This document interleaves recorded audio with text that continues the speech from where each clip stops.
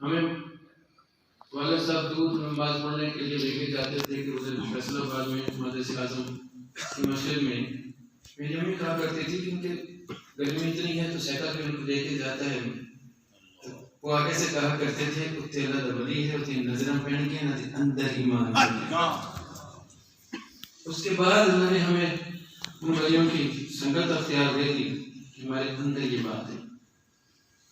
اس قوم کے اندر یہ حضور صلی اللہ علیہ وسلم کے ساتھ تعلق جو ہے یہ بیجوں کی طرح ڈلا ہوا ہے. صرف ان کو اب یاری کی ضرورت ہے. علامہ اقبال نے اسی بات اقبال کا نام لے رہے ہیں کہ سامنے تو ویسے بھی اس طرح کیونکہ اقبال یاد کے تمہارے لیے اس نے ایسے نہیں کہا تھا ذرا نم ہو یہ مٹی تو بڑی زرخیز ہے ساکی. اللہ کی قسم ہے ہماری قوم کے اندر یہ جو نسل ہے ہماری ان کے دلوں کے اندر وہ بیج ہیں لیکن ان کو ذرا سی آب یاری کی ضرورت ہوتی. لیکن اس قوم نے دھوکہ بھی بہت کھایا ہے. اللہ کے رسول صلی اللہ علیہ وسلم کے نام پہ اغیار نے بھی اور اپنوں نے بھی بہت دھوکہ دیا. بچپن سے لے کر آج تک ہم اس عشق کی وجہ سے ہر ایک کے ساتھ ہم اسی طرح چلے. مجھے اپنے میڈیکل کالج کے وقت یاد ہے جب نشتر والوں کو یہ ربوہ والوں نے مارا تھا. اس وقت یہ میرا بازو اس وقت سے بھی تک سیدھا نہیں ہے. اس وقت سے یہ ہمارے اندر کی یہ ساری چیزیں جو تھیں یہ آتی رہیں.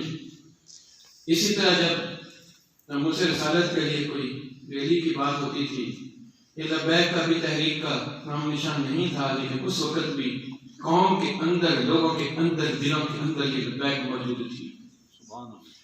اس وقت بھی میں دیکھتا تھا یہاں میں نے جوان بچوں سے بات کی بھی اس طرح حضور صلی اللہ علیہ وسلم کے لیے وہاں تک ریلی نکالنی ہے. میں آج بھی بچوں کو دیکھتا ہوں میرا دل جھک جاتا ہے ان کو سلام کرنے کے لیے سالکین کے لیے. جوان بچوں کہتا میری ماں کا جنازہ بھی پڑا ہوا ایک طرف حضور کی بات ہوئی تو میں جنازہ چھوڑ کے بھی جاؤں. یہ قبلہ یہ لوگ یہ قوم ہماری وہ قوم ہے اور ہمیں بہت عرصے سے تلاش کی کوئی بندہ ایسا ہو جن کو ایک یکجا کر دے. اس لیے میں قبلہ کے پاس الیکشنوں سے پہلے بھی گیا تھا اس وقت اس لیے کہ ہم کسی طرح یکجا ہو کر اس طرح کی کوئی چیز بن جائے کہ جو اصل ہماری ہے اس کی طرف یہ قوم ضائع ہونے کی بجائے ایک دیوار بن کے کسی کے سامنے تو آ جائے.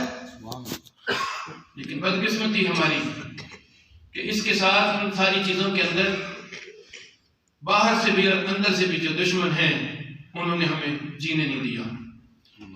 شکر ہے پھر بھی کہ اللہ پاک نے ان ہستیوں کے ساتھ ایک مقبولیت عطا کی لوگوں کی کشش عطا کی. اللہ کرے کہ یہ کشش اتنی بڑھ جائے کہ اس کے ساتھ ہم اس طریقے سے مضبوط ہو جائیں کہ اس کی آواز لوگوں تک اس طرح پہنچے کہ ان کے دل خس و خاشاک کی طرف بہہ جائیں. وہ بھی لوگ تھے وہ جب ایک قوم کی طرح حضور کے عشق میں تھے وہ تھوڑے سے تھے نہ کمام تھا نہ مال تھا نہ کچھ تھا ان کے اندر حضور کا عشق تھا تو اللہ نے ان کی عزتیں بنا کے رکھ دی تھی. اللہ کے محبوب نے فرمایا تمہارے اندر جب دنیا کی محبت آ جائے گی تمہارا روب ختم ہو جائے گا اور سب کچھ ہونے کے بعد یہ روب کیوں ختم ہوا ہے. اس لیے ہم تو ایسے لوگوں کی تلاش میں رہتے ہیں کہ یہ اللہ پاک ہمیں ان کو ہم دعائیں دیتے ہیں کہ ان کا سایہ سلامت رہے اور یہ قوم کے دلوں کو ایک مضبوط رسی کی طرح باندھ کر اس طریقے سے جو ہے جلکار بن جائیں. تو ان حالات کے اندر جو حالات گزرے ہمارے سامنے جس طرح بھی اللہ ہمیں بتا رہے تھے شاہ صاحب ہم انہیں سلام کرتے ہیں عقیدت کا سلام پیش کرتے ہیں کہ انہوں نے جس استقامت کے ساتھ اس تحریک کو چلایا ہے ہم دعا کو ہیں کہ ہم سب ہمارے دادا مرشد نے اس وقت کہا تھا جو بھی ان کے پاس گیا تھا کہ جی میرے ساتھ میں تو اللہ کے رسول کے لیے ہوں. آپ نے کہا اگر اللہ اور اللہ کے رسول کی بات ہے تو میری خاندان کیا میرا ہر مرید تیرا سپاہی ہے. تو اسی طرح ہم تو وہ لوگ ہیں جن کے مرشدین نے ہمیں پالا ہی اس کام کے لیے. جہاں کہیں ضرورت پڑے گی حضور صلی اللہ علیہ وسلم کی ناموس کے لیے ہم اور ہماری نسلیں سب سے پہلے اپنے آپ کو پیش کرنے والی ہیں. اللہ پاک ہمیں اور ہماری نسلوں کے اندر بھی یہ عشق ہمیں نصیب فرمائے. آمین. ہم الفاظ کے ساتھ صرف شکریہ کہنے کی حد تک نہیں ہیں بلکہ ہم خود حاضر ہیں ان سارے کاموں کے لیے. لیکن ہمیں صرف اخلاص والا بندہ چاہیے جو حقیقتاً صرف اللہ اور اللہ کے رسول کے لیے ہمیں دے کر چلے. اللہ پاک ان لوگوں کی زندگیوں میں برکتیں ڈالے, محبت میں برکتیں ڈالے, ان سارے عشق میں اور برکتیں ڈالے, تاکہ ہماری جس امت کو آج ضرورت ہے دعاؤں کی, اللہ پاک رسول اللہ صلی اللہ علیہ وسلم اس امت کے لیے اتنے بے چین ہیں, ہمیں آج ان کا دکھ بٹانے والا بنا. آج ہمیں اس دکھ کو سانس لے کر اپنی جانوں کو قربان کرنے والا بنا.